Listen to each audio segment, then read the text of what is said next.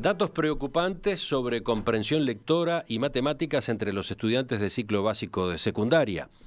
Altas tasas de rezago y abandono en bachillerato, elevado ausentismo docente en educación inicial y primaria. Estas son algunas de las observaciones del Instituto Nacional de Evaluación Educativa, que ayer presentó su informe sobre el estado de la educación 2017-2018. Entre las conclusiones del estudio hay algunos enunciados categóricos. Por ejemplo, el sistema educativo uruguayo requiere modificaciones que contribuyan a que todos los estudiantes culminen la educación obligatoria y logren desempeños en los que se evidencie tanto calidad como equidad. ¿Por dónde van los principales puntos de este informe que responde a cuestionamientos que recibió de autoridades de la educación ayer mismo? Vamos a conversar con la presidenta de la comisión directiva del INED, la profesora Alex Massey. Profesora Massey, buen día, gracias por acompañarnos. Emiliano, gracias a ustedes por estar siempre atentos de la problemática educativa desde hace tantos años. Sí, son asuntos que obviamente nos interesan y que al público también, ¿no?, le interesan. La educación, su evolución, forma parte del debate con frecuencia.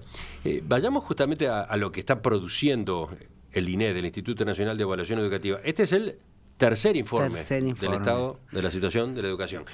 Es el tercero desde que en 2012 el INED comenzó a funcionar. Debe publicar uno cada 2 años.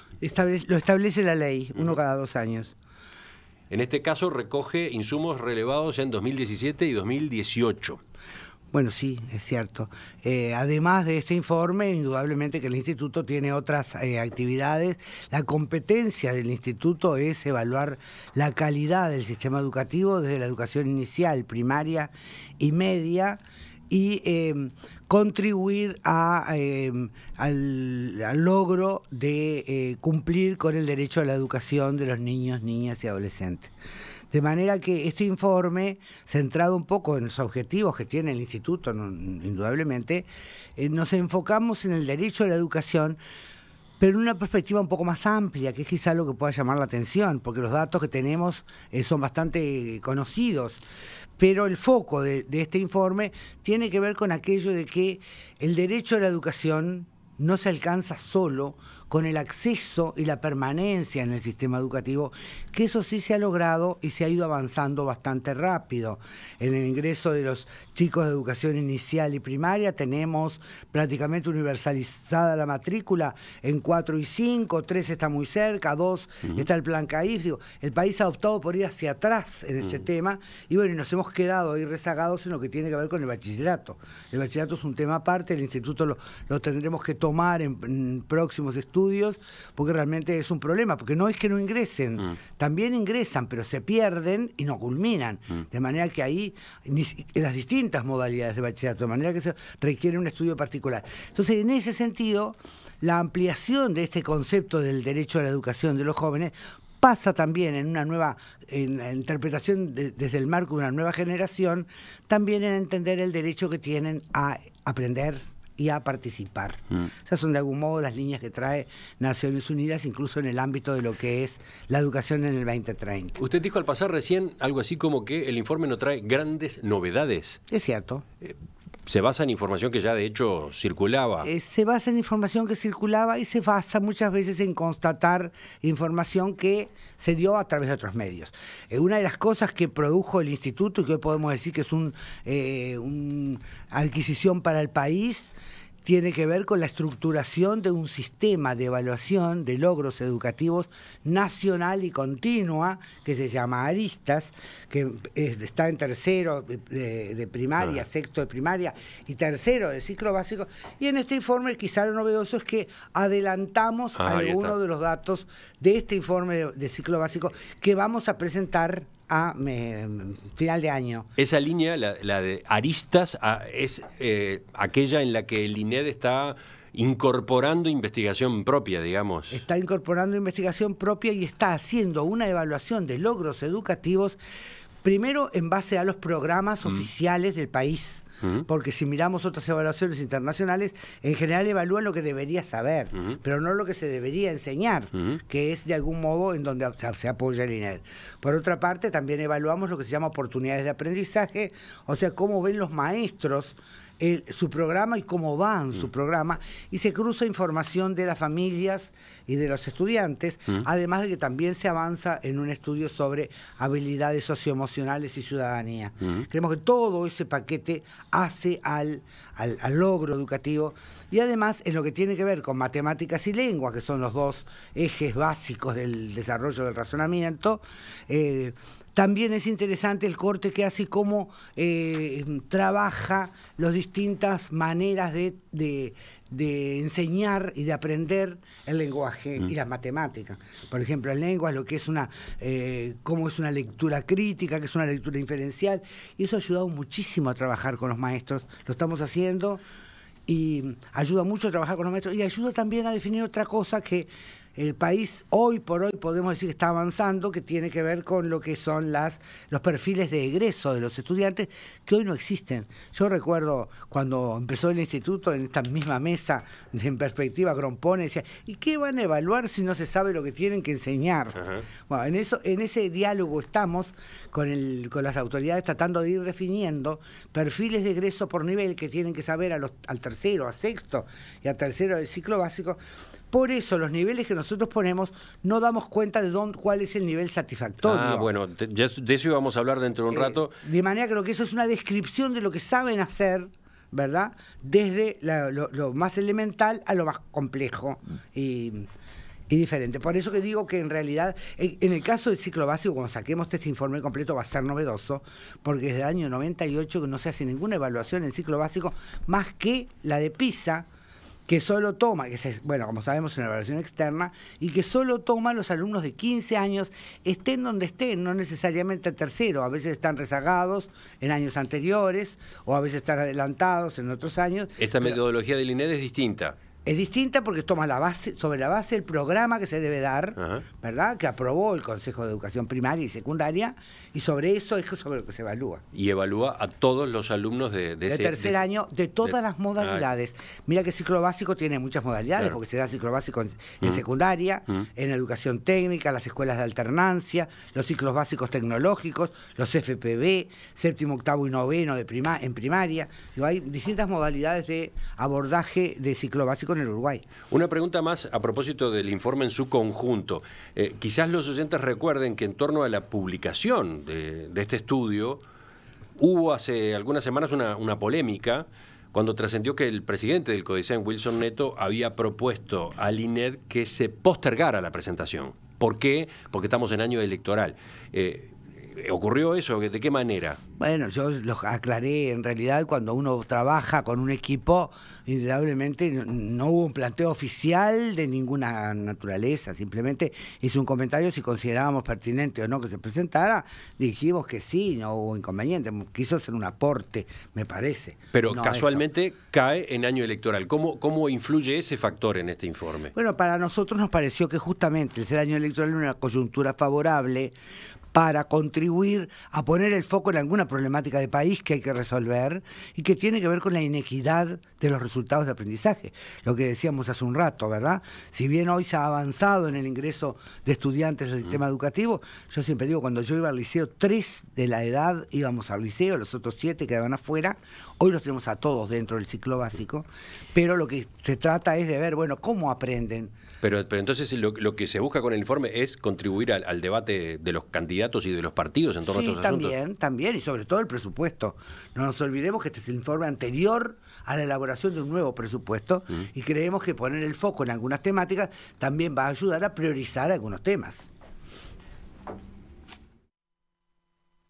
Seguimos con la profesora Alex Massay, presidenta de la Comisión Directiva del Instituto Nacional de Evaluación Educativa. Vayamos ahora sí a algunos aspectos. Hay mucha información en el informe, algunos aspectos del documento que se conoció ayer. Por ejemplo, ahora veremos justamente destrezas, habilidades, eso que aparecía mencionado recién, pero uno de los aspectos que se releva es el rezago y el abandono de los estudiantes liceales, tanto al final del ciclo básico como al final del bachillerato. Tengo acá algunos datos, por ejemplo. El egreso de la educación media superior a los 19 años mejoró. Pasó de 24% en 2006 a 36% en 2018. Y si vamos a una edad mayor todavía, si consideramos 23 años, también hubo una mejora entre 2006 y 2018. Se pasó de 32% a 43%. De todos modos, lo que el informe señala es que estos números son insuficientes, ¿no? Bueno, claro, siempre tenés que, para evaluar y para poder sacar una conclusión, tenés que compararlo con algo. El instituto lo compara con dos cosas. Primero, con el propio país.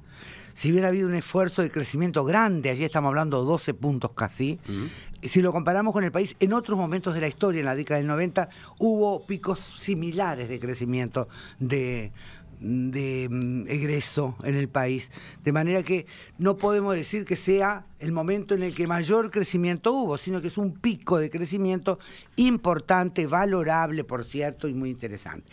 Lo que sí también se analizan nuestros técnicos es la relación que tiene esto con los resultados de otros países de América Latina, Chile, Brasil y la propia promedio de América Latina. Y en realidad la evolución ha sido pareja en cuanto al número de crecimiento en el periodo, pero también tenemos que considerar que partimos de datos diferentes. Cuando tú partís de un 80% de egresos, aumentar allí 10 puntos es mucho más difícil que cuando vos partís de un 30% de egreso. De manera que eso es también lo que se señala, que la relación con el resto de los países, si bien ha crecido en la misma línea, ¿verdad? En la misma proporción, no se justifica desde el lugar que está Uruguay. Debería tener un salto más grande. Sí, además remarco, si consideramos la población de 23 años, tenemos que el 51% abandonó. Claro, cierto. Por eso esa es la otra cara de los números que por eso estábamos decimos que es importante que ingresen, pero también es importante que transiten por el sistema y que egresen y que aprendan. ¿Y cómo se cruza esto con la variable socioeconómica de los estudiantes? El informe también lo toca. Ese es el tema, ese es el foco. La preocupación nuestra tiene que ver con que el acceso de mayor población al sistema educativo tiene que venir acompañado de una mejor distribución de conocimiento. Hoy los peores resultados educativos justamente se dan en las poblaciones más vulnerables. Si nosotros miramos justamente esas categorizaciones que se hacen, muy favorable, favorable, desfavorable, muy desfavorable, nos encontramos que los sectores socioeconómicos muy desfavorables y más vulnerados son los que tienen peores resultados de aprendizaje. Eso está vinculado a muchos factores y hay muchas maneras de solucionarlo. Por eso el informe de algún modo transita por algunos ejes que cree que dan algunas pistas de por dónde se podría abordar esta problemática. Porque hoy, como decíamos, la problemática de la universalización y del ingreso y de la permanencia con el sistema de seguimiento de trayectorias, etcétera, ha mejorado. Ahora hay que asegurarse de que estos que están dentro logren justamente mejorar sus aprendizajes. Recién estábamos considerando el egreso del sistema obligatorio, digamos. Claro, ¿no? el tramo obligatorio que en el Uruguay es el bachillerato. Ahí está. Pero un poco antes, si consideramos ahora la franja de 15 a 17 años, los jóvenes de 15 a 17 años, allí también ha habido mejoras, dice el informe, sí, si claro. Vamos entre 2006 y 2018. Pero, y acá aparecen justamente números cruzados con el nivel socioeconómico. Categoría joven de 15 a 17 años. Si estamos hablando de ingresos altos, el 74% cursan normalmente, 20% está rezagado y 6% no asiste. En cambio, en la misma categoría, 15 a 17 años, en ingresos bajos, 27% cursa normalmente. Es cierto. 74 arriba, 27 abajo. Claro. 45% está rezagado y solo 28% no asiste. Eso te cierra con otras cifras que no están en este informe, pero que son públicas y que quienes estudiamos educación las conocemos, que tiene que ver con el alto porcentaje de repetición que tiene el sistema educativo en la educación media. En primaria eso no se advierte porque se ha reducido mucho el porcentaje de repetición, pero en educación media es casi el 30%, casi la tercera parte de la población de la educación media permanece en el sistema, y bueno, casi la tercera parte del presupuesto se gasta de nuevo en los estudiantes que repiten. Esa es una medida que también las autoridades han estado revisando últimamente. Sí, está en debate. Pero está en debate, pero que no se ha tomado tampoco ninguna conclusión, porque eliminar la repetición no implica eliminar la repetición en una norma, implica buscar mecanismos, que es lo que estamos diciendo, de apoyo sistemático a los estudiantes que tienen dificultades de aprendizaje para que puedan salir adelante, ¿verdad? Como tienen otros países. Brasil hace muchos años que tiene lo que se llaman los apoyos paralelos en el año a los estudiantes. Vamos a seguir dentro de unos minutos con el informe. Vamos a ver, por ejemplo, qué conclusiones maneja en cuanto a competencias en matemáticas y comprensión lectora. Vamos a ver también qué dice con respecto a los docentes, ausentismo docente en primaria e inicial, algo también sobre las características de los estudiantes de formación docente. El Instituto Nacional de Evaluación Educativa presentó ayer públicamente el informe sobre el estado de la educación 2017-2018, un reporte que aborda varios aspectos vinculados a la enseñanza y que exhibe unos cuantos datos preocupantes. ¿Qué plantea el documento? ¿Cuál es su alcance? ¿Qué responde a las críticas que autoridades de la educación formularon ayer mismo? Bueno, de eso estamos charlando con la presidenta del instituto, la profesora Alex Massey. Vayamos a otro de los capítulos del informe, profesora Massey, el de competencias. El informe profundiza en dos aspectos relevados en estudiantes de tercer año de educación media durante 2018. El desempeño en matemáticas y en comprensión lectora. Esta información, decía usted, forma parte del programa Aristas, que evalúa desempeños. Es un adelanto, ¿no? Es un adelanto. Un método diferente al de las pruebas PISA, aclaremos, ¿no? Sí, sobre todo por dos cosas. Una, porque el eje lo pone en el programa oficial del Uruguay, de lo que se debería enseñar aprobado en el Uruguay. Y segundo, porque abarca estudiantes de tercer año del ciclo básico en todas sus modalidades, aún en la educación rural, urbana, pública, privada y en todas sus modalidades. De manera que en el universo es diferente, porque es de tercer año, tengan la edad que tengan, y además porque se adscribe al programa oficial de Uruguay. Bueno, acá es donde a mí por lo menos el resumen de la información que aparece me resultó un poco agobiante. ¿Qué síntesis hace usted de, por ejemplo, lo que se constató en cuanto a matemáticas? Tomemos matemáticas. Bueno, yo te diría que lo que hace el informe también no es calificar el tipo de aprendizaje, sino más bien describir. Uno de los esfuerzos más grandes que ha hecho el Instituto es describir los niveles de conocimiento que tiene en el marco de ese programa, que las expectativas que se tienen con relación al programa, ¿verdad? Bueno, ¿cómo se puede describir el conocimiento matemático a lo largo de este curso? Por ejemplo, va recorriendo aritmética, estadística, trabajo algebraico, geometría y medidas. Bueno, ahí te fuiste en los temas. Pero si te vas, por ejemplo, a las habilidades, las habilidades son, bueno, ¿puede manejar un número matemático? ¿Reconoce la matemática? Ese sería un nivel. ¿Reconoce o no reconoce? Otro nivel sería, ¿puede operar con un razonamiento matemático? ¿Puede entender un razonamiento matemático primero? Después, ¿puede trabajar? ¿Puede construir un razonamiento matemático? ¿Puede elaborar, trasladar un problema a una ecuación matemática? Esos son los distintos niveles de complejidad que tiene el manejo de las matemáticas. Te digo unos que... pero son 5 o 6. De manera que eso ayuda mucho. Lo mismo en lectura. ¿Qué tipo de lectura es capaz de interpretar? Una lectura simple, una lectura inferencial, una lectura crítica, una lectura vinculada fundamentalmente a la ironía. Una de las cosas que llama la atención en el de primaria sobre todo es esto, ¿verdad? Cómo hay tan pocos estudiantes que pueden llegar a comprender la ironía. ¿Y qué sentido tiene esto? Esto ayuda a que el docente pueda desagregar un poco todas estas habilidades que comprende la enseñanza de las matemáticas y puede ir evaluando en cada nivel, en cada una de estas habilidades que estamos describiendo. Pero en síntesis, ¿cuál es la conclusión? Y sobre todo, ¿cómo juega el nivel socioeconómico? Porque ustedes lo señalan, como era de esperar, marca un corte en las destrezas que se adquieren. En el nivel socioeconómico, ¿qué nos encontramos? Que la mayor parte de esa población se encuentra en el primer nivel de habilidades, o sea, en los niveles de menor comprensión de esa matemática. Y cuando vamos a llegar al quinto nivel de comprensión, que está muy bien hecho en un cuadrito allí con puntitos, nos encontramos sabemos que justamente los niveles socioeconómicos más altos son los que llegan a resolver todas estas problemáticas matemáticas que estamos planteando. De manera que nosotros no calificamos, no decimos cuál debería ser el nivel satisfactorio del Uruguay en matemáticas. Describimos los niveles y la competencia... ¿Para qué sirve entonces? Si no está marcado cuál debería ser el nivel... Bueno, ¿Para qué sirve esta constatación que se presenta? Para orientar a los docentes en qué eje se debe trabajar más a lo largo de su curso, ¿verdad? Que es un poco el objeto, mejorar la calidad del sistema educativo. Y en ese diálogo que se está trabajando con el sistema educativo, de construir lo que se llama perfiles de aprendizaje. ¿Cuáles son los perfiles de egreso? Bueno, es todo lo que el estudiante debería saber para pasar de tercero, ¿verdad? En tercero de escuela, en sexto de escuela, en tercero de ciclo básico. Ese es un tema de debate en el Uruguay, los marcos curriculares comunes y los perfiles de egreso que se ha ido trabajando, que no están todavía totalmente definidos, pero que el Instituto ha tomado de las autoridades de la educación esas grandes líneas, que esperemos se puedan definir, porque eso va a ayudar mucho también a los docentes.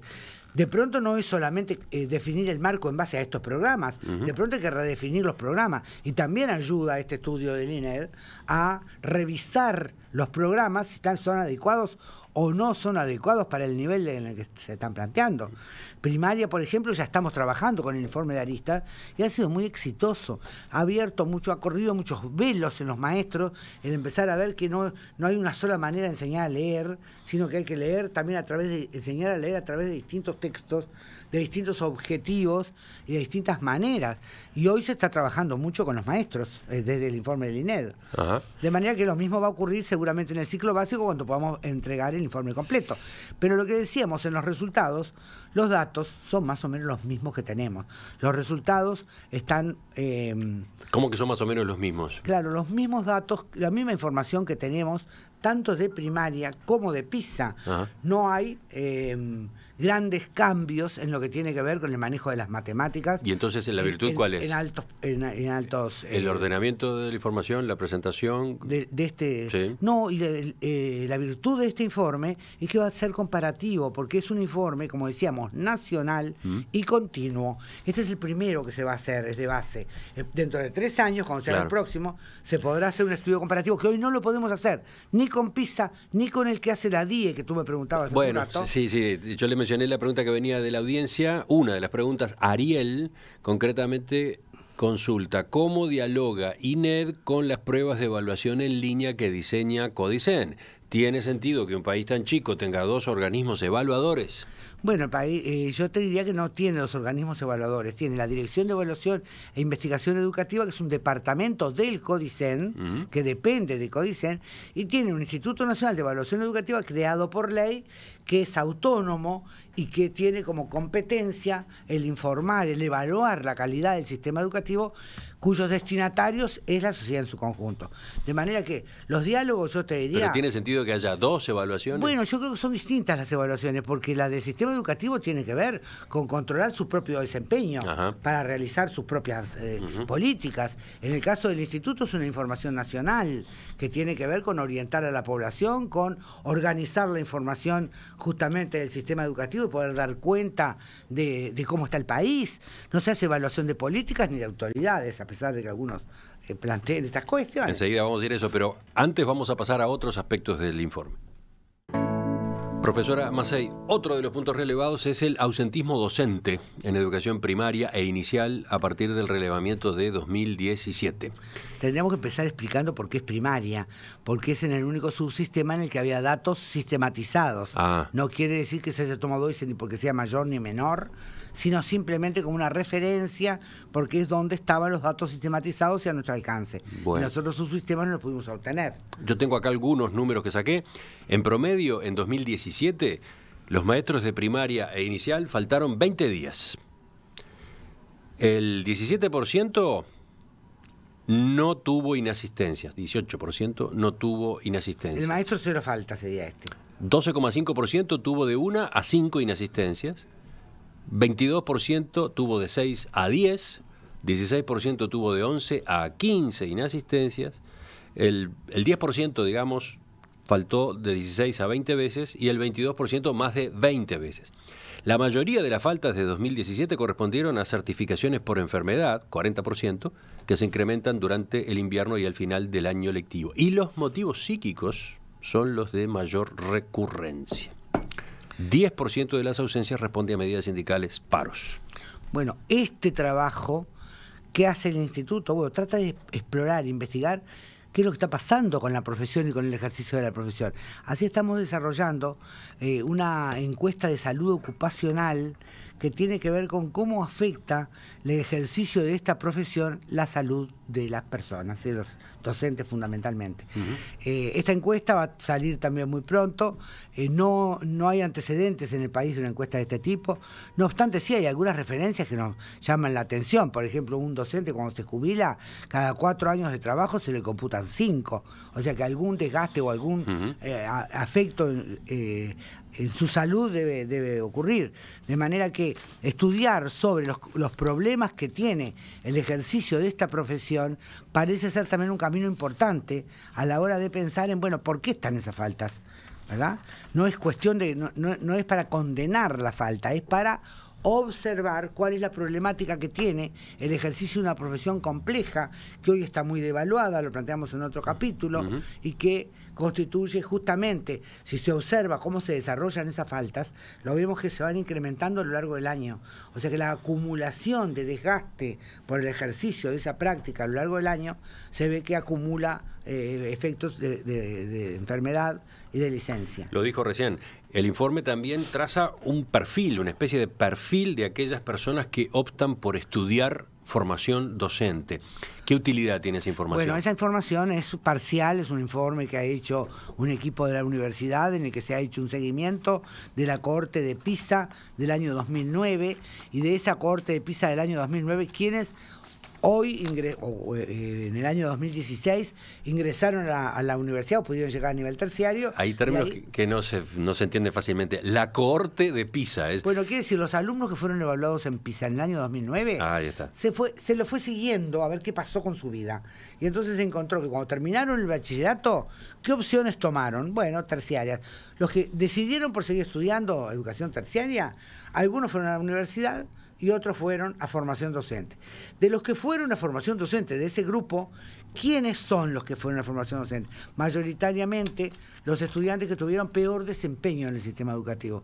Si los que repitieron alguna vez, los que tuvieron algún extraedad en el sistema educativo, son los que más frecuentemente eligen seguir su camino en el bachillerato. Es muy chocante eso, ¿no? Los que tienen mejor desempeño son los que han tomado el camino de la universidad.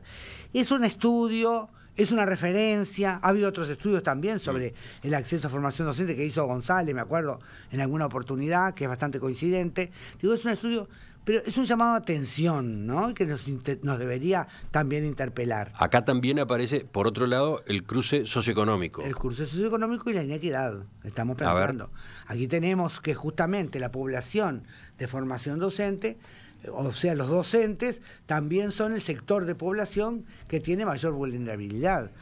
Y eso no fue siempre en la historia del país. Los docentes eran una profesión, tanto por su salario, que también se estudia. Si miramos la comparación del salario docente de hace décadas o de principio de siglo, era similar a la de un legislador. Y si lo miramos hoy, también el salario incide en ser más o menos atractiva la carrera profesional, porque en definitiva son 4 años, igual que otras carreras. Pero el salario final y la formación, ¿para qué? Porque después un profesor que egresa de formación docente solo queda habilitado para dar clase en la institución formal, pública o privada. De manera que el salario constituye un aliciente o no de la elección de esta carrera. A ver, 2 datos más, porque hay muchos, ¿no? Y sobre todo en radio es muy difícil tirar números, claro. Pero los alumnos que proceden de educación media técnica representan una proporción mayor en formación docente que en las universidades. Es cierto. 10% o 11% en formación docente, 3,3% nada más en las universidades. Otro dato. El 40% de los universitarios egresó de un liceo privado mientras que entre los estudiantes de formación docente solo el 12,7% viene de un liceo privado. Bueno, todos esos indicadores son indicadores de condiciones socioeconómicas. En general, los que van a UTU son poblaciones que tienen, o históricamente ha tenido menores niveles socioeconómicos, ¿verdad? Y los chicos que van a la educación privada, porque eso a veces también tiende a contribuir a explicar o a pensar que son distintos los niveles de enseñanza o de aprendizaje. No, acá lo que hay es una selección social. Desgraciadamente el sistema educativo no puede revertir la situación social. Las condiciones de ingreso al sistema son los que determinan el trayecto y el desarrollo, el desempeño de su tránsito por el sistema. Y eso es lo grave. A eso quisimos poner el foco, a ese concepto de inequidad y a cómo se atiende y cómo se trata de que esas poblaciones más vulnerables hoy puedan tener iguales niveles de aprendizaje que los otros. Enseguida, en la última parte de la entrevista, vamos a escuchar las críticas que, por ejemplo, hizo ayer el presidente del CODICEN. Informe sobre el estado de la educación en Uruguay 2017-2018. No lo titulamos nosotros, a ver, la ley de educación. A ver, ¿cómo? La ley de educación establece que cada 2 años el Instituto Nacional de Evaluación Educativa debe hacer un informe sobre el estado de la educación en Uruguay. Son 145 páginas. En nuestro sitio web va a estar disponible el acceso a la versión digital para quienes quieran profundizarlo. Profesora Macei, llamó la atención lo que ocurrió ayer en el acto de presentación. Apenas había terminado, autoridades del sistema educativo hacían declaraciones a la prensa cuestionando el informe. Por ejemplo, habló el presidente del CODICEN, Wilson Neto. Vamos a escuchar lo que dijo. Un informe que realiza recortes, que es muy fragmentado, que no establece líneas en el propio informe para conclusiones generales, ni establece líneas con los informes anteriores, y que por tanto no puede estar dentro de un estatus que se denomine Informe de Estado de Situación de la Educación 2017-2018. Eso compartimos totalmente. En realidad hay ausencias importantes, toda la modalidad de educación tecnológica ha tenido un incremento enorme, no aparece en el informe. Bueno, recortes, fragmentaciones, metodologías que hacen difícil de pensar que es un documento que tiene, digamos, un proceso sistemático y que es abarcativo de la educación en el país. Por tanto, no está a la altura como para poder denominarse un informe que refleje el estado de situación de la educación. Ese es en primer lugar. En segundo lugar, que parece importante, es que establece una serie muy importante, ustedes lo observaron ahí, de mejoras en el sistema en estos últimos 10 años. Pero no tiene una sola mención a las políticas que llevaron a ese logro. O sea, habla en términos de política en sus conclusiones, en la necesidad de establecer políticas en el marco educativo, pero no las aborda, no las investiga, no las evalúa, no ve su impacto. Están ausentes absolutamente las políticas que llevaron a, en esta década, lograr los informes claramente de mejora que el informe manifiesta. Por tanto, no es un informe que analice las políticas educativas y por tanto no puede hacer recomendaciones en términos de política. O sea, es en términos de resultados. ¿Qué responde usted, profesora Macei? Bueno, yo imagínense que no respondo, no tengo por qué responder en este caso a esta opinión, que bueno, estamos en un país democrático, cada uno dice lo que piensa, indudablemente que nosotros los debates que tenemos con el CODICEN de trabajo, me imagino que allí aclararemos algunos de los conceptos que se plantean. Algunas cosas que dice es muy cierto, es un recorte, lo dijimos nosotros en la presentación, siempre un informe es un recorte, seguramente si lo hiciera él o si lo hicieras tú o si lo hiciera yo, el recorte sería diferente de acuerdo al criterio o al foco que queremos poner. De todos modos, es un recorte, no obstante, lo que quiero aclarar aquí es que el Instituto Nacional de Evaluación Educativa, por suerte, es una institución autónoma, de derecho privado, pública de derecho privado, y que tiene la competencia de decidir cómo evalúa la calidad de la educación en el Uruguay. Pero llama la atención, impresiona que se produzca ese choque, ¿no? Y ese choque tan frontal el mismo día. Bueno, pero puede ser que tenga que ver también con una conceptualización de las expectativas, ¿no? El instituto no evalúa políticas ni evalúa la gestión de las autoridades, no es esa nuestra competencia. El instituto lo que evalúa es la calidad de la educación en el sentido de logros, de resultados de sus estudiantes. Como decíamos hoy, el derecho a la educación. De manera que lo que vemos es, a nivel de país, los resultados de los estudiantes y algunas de las políticas o de las líneas que han contribuido o no a esos resultados. Dice el profesor Neto, se destaca que hubo una serie de mejoras en el sistema en los últimos 10 años, pero no hay una mención a las políticas que llevaron a esos logros. Y por lo tanto, no es posible sacar conclusiones sobre qué cambios debe hacerse en las políticas, etcétera. Bueno, son puntos de vista indudablemente que habrá que profundizar con los equipos técnicos y explicarle. No obstante, lo que digo yo es que en este país, todos lo sabemos, la última vez que vine a este estudio tenía que ver con que decían que el instituto trabajaba en una línea muy oficialista. Hoy vemos que la oficialidad cuestiona. Es una de las características que tienen los institutos de evaluación educativa, que son rigurosos y que son serios. Cuando hacen, que siempre están de algún modo evaluados por intereses personales o particulares. Y es una característica que cuando se da un informe que tiene determinadas características o que de algún modo reconoce algunos avances, las autoridades están de acuerdo. Cuando se señalan algunas otras cuestiones, están en desacuerdo. Eso es una característica de todos los institutos de evaluación educativa del mundo. Hay que ser valiente para estar acá defendiendo al instituto en estas coyunturas. Pero bueno, eso somos, así que con mucho gusto seguimos defendiendo al instituto y creemos que esto aporta no solo a las autoridades, a la sociedad. Además, un cambio educativo no es solo una necesidad de que cambien las autoridades, las políticas, también tiene que cambiar las personas. Los niños no son niños solo de los padres, los niños son niños de una sociedad.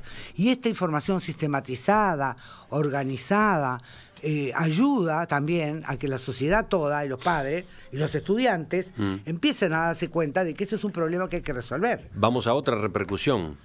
Bueno. Héctor Florit, maestro, consejero de primaria, publicó en Twitter, leo: cientos de maestros de apoyo e itinerantes concretan la educación inclusiva trabajando con 11.800 alumnos en educación común.